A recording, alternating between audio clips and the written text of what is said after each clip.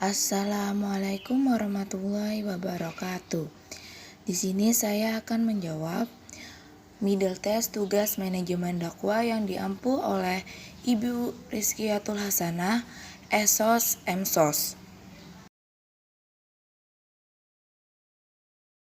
Sebelum saya membacakan jawaban saya, izinkan saya memperkenalkan diri terlebih dahulu.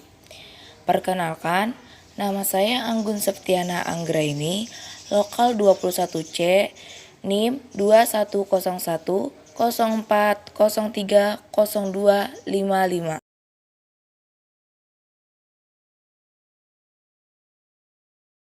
Sebelum saya membacakan jawaban saya, di sini saya akan menggambarkan tentang peta konsep yang saya akan bahas satu persatu.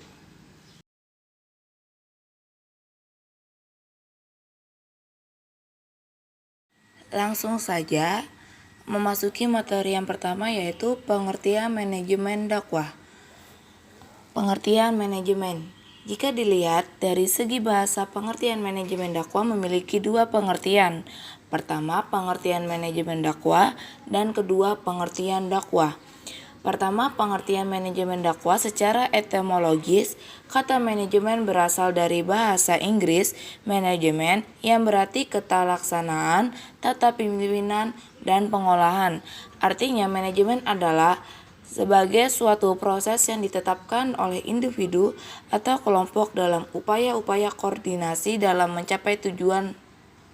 Dalam bahasa Arab, istilah manajemen diartikan sebagai an-nizam atau at-tajim, yang merupakan suatu tempat untuk menyimpan segala sesuatu dan penempatan segala sesuatu pada tempatnya. Sedangkan secara terminologi terdapat banyak definisi yang dikemukakan oleh para ahli, di antaranya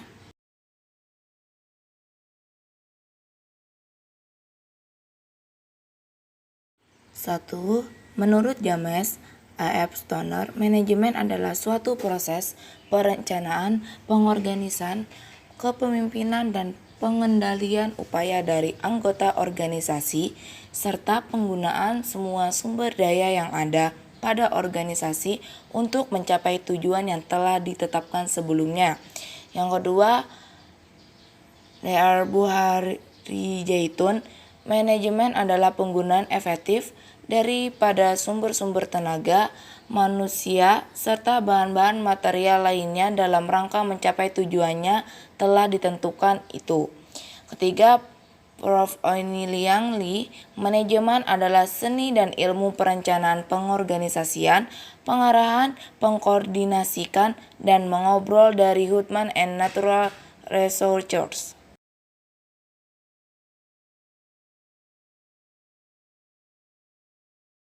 Selanjutnya, pengertian dakwah. Pengertian yang kedua, pengertian dakwah secara etimologis. Dakwah berasal dari bahasa Arab, yaitu da'a yada'u, dakwah doa, yang artinya sebagai upaya mengajak, menyeru, memanggil, seruan, permohonan, dan permintaan. Istilah ini sering diberi arti yang sama dengan istilah tablik, ma'ruf, nahi mungkar, mau'ijah, hasanah, tabsyir, ijahar, wasyiyah, tarbiyah, ta'lim, dan hatbah. Sedangkan dakwah menurut istilah terminologi diantaranya dapat mengambil isyarat dari An-Nahl 16 ayat 125, Al-Baqarah 2 ayat 128, Al-Ahzab 33 ayat 21, dan Ali Imran 3 ayat 104 dan 110. Dari definisi tersebut, maka dapat disimpulkan makna dakwah Islam yaitu sebagai kegiatan mengajak, mendorong, dan memotivasi orang lain berdasarkan basyirah untuk meneliti jalan Allah dan istiqomah di jalannya, serta berjuang bersama meninggikan agama Allah SAW.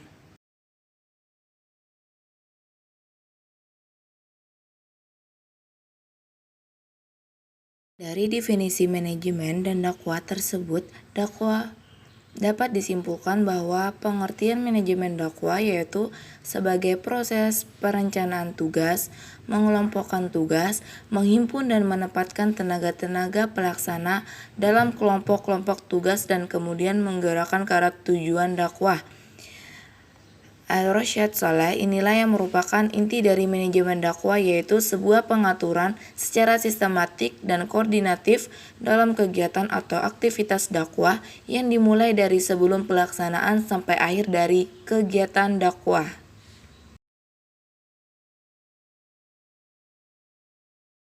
Selanjutnya, hakikat dakwah Islamiyah. Hakikat dakwah adalah suatu upaya untuk merubah suatu keadaan menjadi keadaan lain yang lebih baik menurut tolok ukur ajaran Islam, sehingga seseorang atau masyarakat mengamalkan Islam sebagai ajaran dan pandangan hidup. Pengkondisian dalam kaitan perubahan tersebut berarti upaya menumbuhkan kesadaran dan kekuatan pada dari objek dakwah.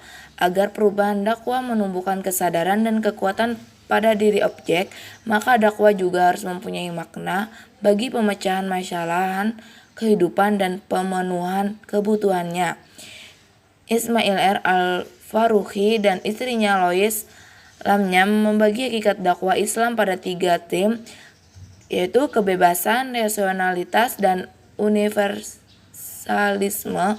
Ketiganya saling berkaitan dan melengkapi.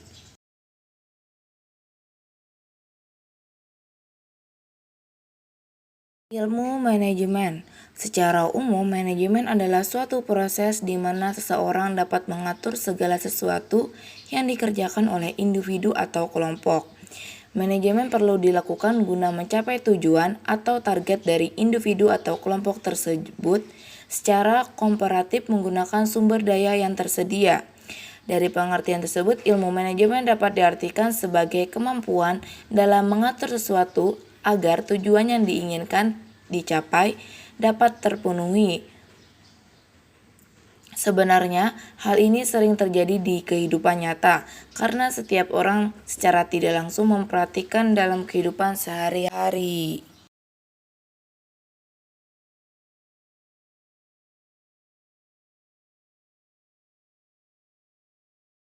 Yang kedua yaitu landasan dasar manajemen dakwah. Landasan manajemen dakwah secara normatif ialah Al-Quran dan Sunnah. Dalam Al-Quran terdapat banyak ayat-ayat yang memerintahkan berdakwah bagi umat Islam sebagai upaya menyeru umat manusia agar melaksanakan kebaikan dan meninggalkan perbuatan buruk sebagaimana telah diwahyukan oleh Allah Subhanahu wa taala dalam surah Al-Imran ayat 110.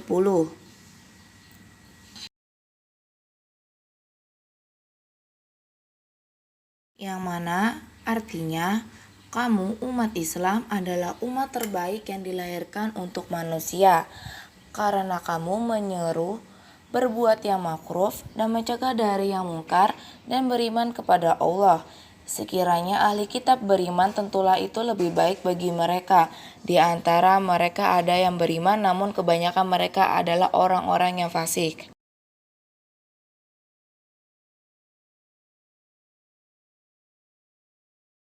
Di sini landasan-landasan manajemen dakwah dapat dikelompokkan menjadi 2, yaitu sumber landasan nakliyah dan sumber landasan akli.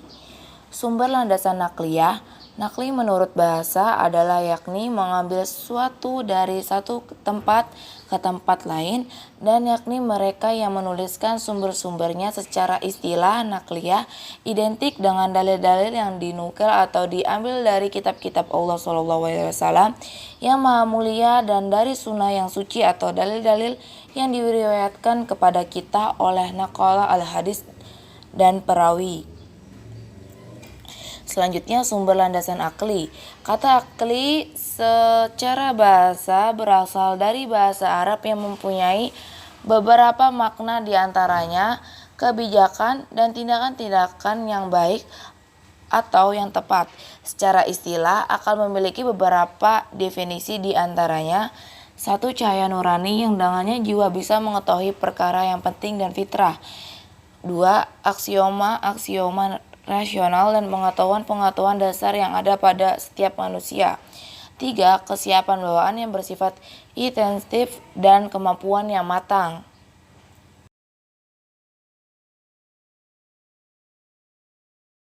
Sedangkan landasan manajemen dakwah secara filosofis diantaranya adalah menuntun keyakinan umat manusia sesuai dengan fitrahnya, yaitu tauhidullah, memiliki keyakinan kepada Allah SAW, membangun keimanan umat manusia yang senantiasa fluktuatif atau bertambah dan berkurang agar senantiasa stabil, kokoh dalam beriman dan beramal soleh di bawah landasan karena Allah. Dakwah merupakan penuntun akal manusia dalam mencari dan menjalankan kebenaran. Jika akal dapat dan wajib beriman kepada Allah sebelum datangnya ajab Allah terhadap orang-orang yang menyimpangkan akalnya bagi mendurhakai Tuhan. Dakwah Islam menjadi dasar dan alasan bagi akal untuk melaksanakan kewajiban beriman kepada Allah. Sebab sebelum datangnya dakwah yang dibawa oleh Rasul Allah, manusia tidak akan mendapat ajab atau siksa dari Allah. Merealisasikan Islam sebagai rahmatan lil alamin atau menebarkan kasih sayang Tuhan dan keselamatan bagi seluruh alam.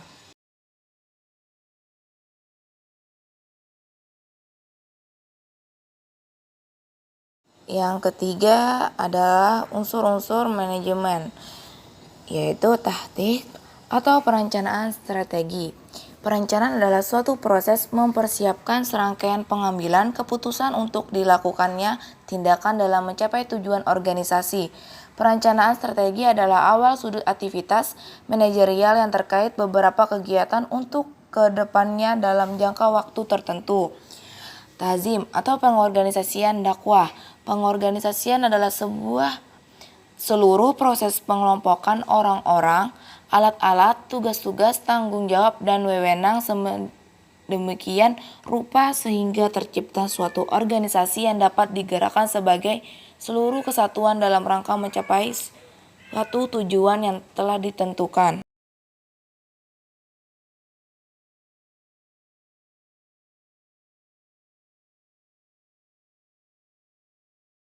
Tauji atau pergerakan dakwah.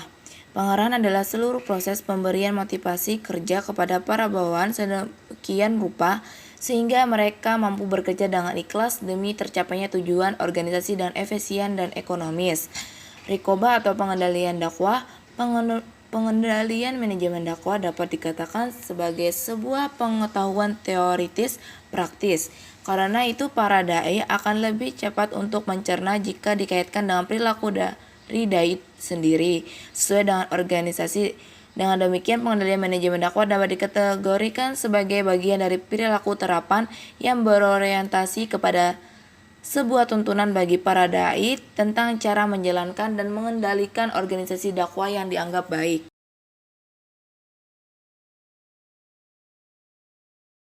Yang keempat adalah fungsi-fungsi manajemen dakwah.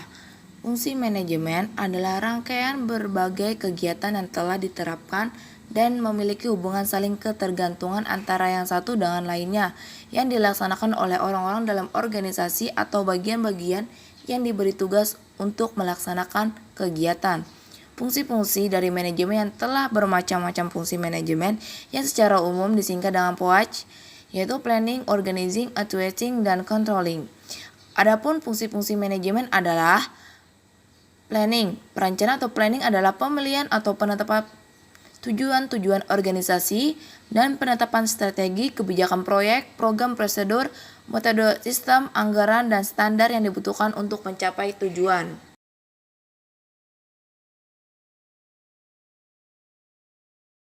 Selanjutnya, organizing. Pengorganisasian atau organizing adalah seluruh pengelompokan orang-orang, alat-alat, tugas-tugas, tanggung jawab, dan wewenang sedemikian rupa sehingga tercipta satu organisasi yang dapat digerakkan sebagai sesuatu kesatuan dalam rangka mencapai tujuan yang telah ditentukan.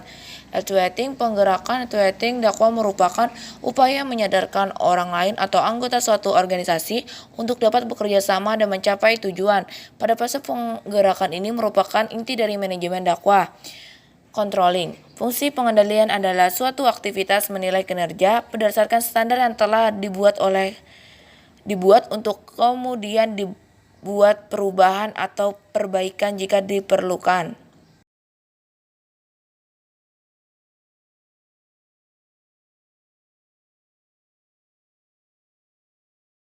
Yang kelima adalah tujuan organisasi dakwah. Organisasi dakwah tepat diartikan bahwa organisasi dakwah yaitu usaha atau gerakan dakwah yang dilakukan oleh sekelompok orang yang bergabung dalam suatu wadah sebagai satu kesatuan dengan suatu sistem kerjasama yang berorganisasi dengan baik dan mencapai tujuan dakwah Islam. Dalam organisasi, khususnya organisasi dakwah, pengorganisasian dakwah sangatlah penting. Pengorganisasian dakwah berarti sebagai sesuatu tindakan untuk menghubungkan kegiatan-kegiatan dakwah efektif dakwaan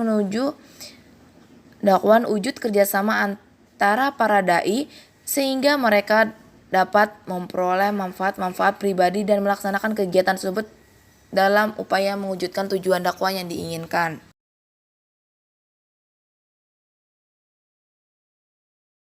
Organisasi dakwah merupakan unit sosial yang berusaha mencapai tujuan dakwah karena hakikat organisasi ini tidak lain adalah mengejar atau mencapai tujuan dakwah. Tujuan organisasi harus dapat menggambarkan keadaan masa akan datang yang senantiasa dikejar dan diupayakan untuk diwujudkan oleh organisasi. Sebuah organisasi dakwah atau sebagai organisasi sosial non-profit apabila sudah terbentuk dalam proses perjalanannya akan muncul kebutuhan-kebutuhan yang merupakan tujuan dari masing-masing komponen dari organisasi. Sehubungan dengan hal tersebut, proses penyelesaian sasaran-sasaran dalam tujuan organisasi tidak boleh mengabaikan kepentingan-kepentingan anggota aktivitas organisasi yang demikian dan rencana-rencana yang disusun perlu mencakup serta mengintegrasikan kepentingan masing-masing.